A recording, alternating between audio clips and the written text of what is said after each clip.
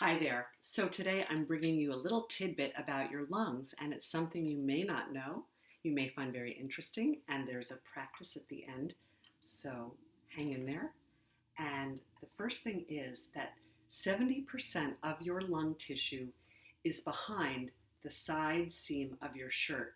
So the bulk of your lungs are posterior in your trunk, and it looks like this, right on my hand. But here's the side seam of your shirt, and your lungs nestle back here in this beautiful curve. It's breathtaking, really, of your ribs. But what happens is that because we are so frontally oriented, we're aware of our chest rising and falling when we breathe, and our belly may do something that we think the lungs are up front. But there's actually very little lung tissue up front. Most of it is in the back. But if we live a stressful life, and depending on all sorts of activities that we may or may not do, um, the back surface of ourselves can become very constricted and not free to move with the breath. So I explain to my clients that breathing is sort of like a cylinder that expands in all directions. And it certainly expands to the back, but we can't force it, right? We just try to stretch our back and like breathe air back in there, that is a harsh and not very compassionate way to treat ourselves and our breathing system. So I encourage people to lie down on the ground if you want to experience your back breath.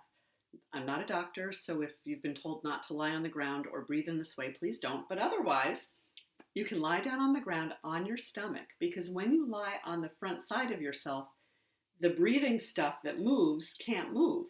So the movement of breathing has to go somewhere else, and it goes to your back. And if you breathe quietly for a few minutes, no athletic breath, no pushing it out, none of that. You just lie there and allow your breath to come and go. Your back may begin to soften up, and you'll begin to sense this beautiful softening and expansion of your back as your breath comes and goes, as your lungs are free to move in towards your ribs and to open up the intercostals and serve you way better than if your back is constricted and can't open for the lungs. So there are a lot of components to breathing. There's biomechanics, there's biochemistry, but this is a really simple, lovely practice that anyone can do. And I recommend it going to bed, or even, when you're watching TV or something, just lie down on the ground and pay attention.